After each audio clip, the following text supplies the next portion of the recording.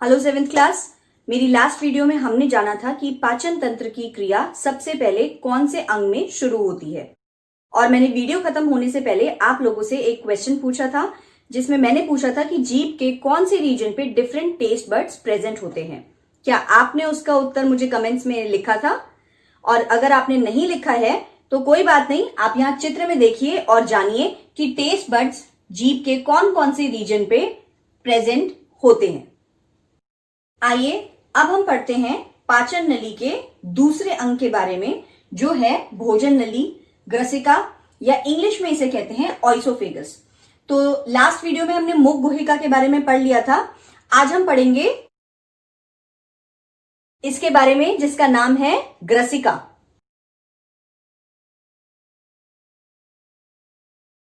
तो निगला हुआ भोजन जो है वो ग्रसिका के अंदर प्रवेश करता है। और सबसे इंपॉर्टेंट बात क्या होती है कि ये छाती से होते हुए, वक्ष थोड़े से कैविटी से होते हुए कहां खुलती है? आमाशय में। पर उससे पहले इसके अंदर एक बहुत इंपॉर्टेंट चीज होती है। वो क्या होती है? एक इंपॉर्टेंट प्रोसेस। वो क्या होता है? जो भी निगला हुआ भोजन होता है वह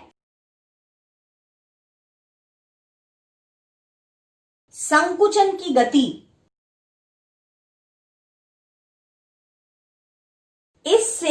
इस संकुचन की गति से, इस मूवमेंट से जो निगला हुआ भोजन है वह ग्रसिका के अंदर से आहार नाल के, पाचन तंत्र के और पार्ट्स के अंदर जाता है। ये ग्रसिका का मुंह किसमें खुलता है?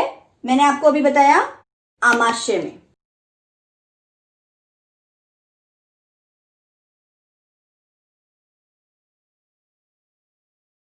अब हम आगे पढ़ते हैं पाचन तंत्र के तीसरे अंग के बारे में जिसका नाम है आमाशय या स्टमक।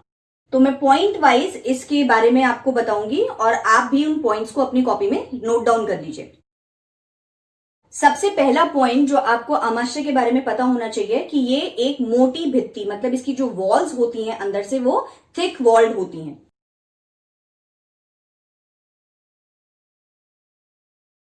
सेकेंड पॉइंट कि इसकी जो संरचना होती है, अगर आप देखें तो ये थैलीनुमा संरचना होती है जो कि एक जे शेप में होती है।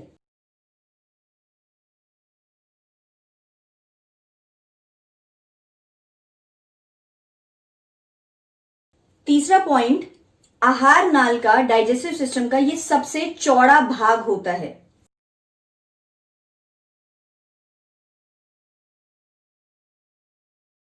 और अब इसका कार्य, इसकी आंतरिक सतह 3 चीजें स्रावित करती है। लिखिए मेरे साथ।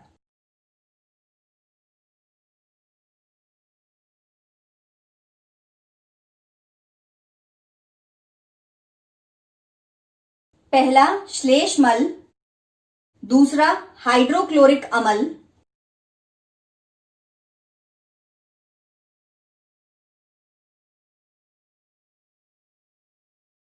और तीसरा पाचक रस।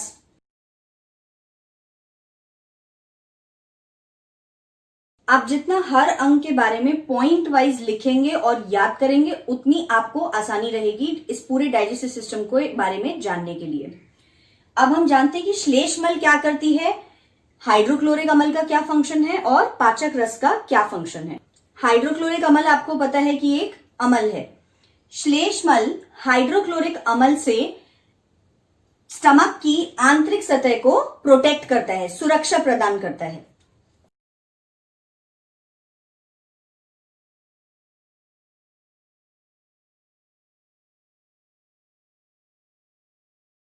अब हम बात करें अगर हाइड्रोक्लोरिक अम्ल की। हाइड्रोक्लोरिक अम्ल 2 फंक्शंस करता है।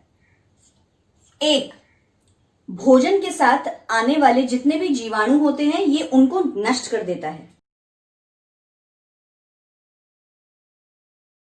और दूसरा फंक्शन होता है इसका कि हाइड्रोक्लोरिक अम्ल है तो यह एक अम्लीय माध्यम प्रोवाइड करता है पेट के अंदर, स्टमक के अंदर, ताकि पाचक रस जो है वो अपनी क्रिया आराम से कर सके।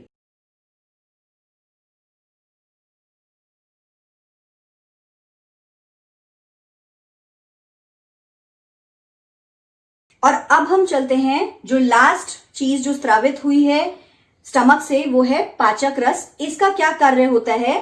इसका कार्य होता है भोजन में जो पोषक तत्व प्रोटीन मौजूद होता है यह उसको ब्रेक डाउन कर देता है सरल तत्वों में।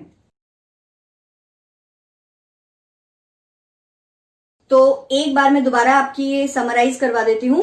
आमाशय की क्या प्रॉपर्टीज हैं जो आपको याद रखनी है। सबसे पहले कि ये थिक वॉल्ड होता है, दूसरा जे शेप्ड थैलीनुमा संरचना होता है, तीसरा यह आहार नाल का सबसे चौड़ा भाग है, चौथा इसका मेन कार्य क्या है कि आंतरिक सतह जो है इस स्टमक की वो क्या स्रावित करती है, वो 3 चीजें स्रावित करती है। पहला श्लेष्मल, श्लेष्मल का कार्य होता है आंतरिक सतह को सुरक्षा प्रदान करना। दूसरा होता है हाइड्रोक्लोरिक अम्ल, अम्ल अम्लीय माध्यम प्रोवाइड करता है, पाचक रस को सहायता देता है क्रिया करने के लिए और भोजन के साथ आने वाले जीवाणुओं को नष्ट कर देता है। और लास्ट पाचक रस, इसका क्या कार्य होता है, प्रोटीन्स का विघटन।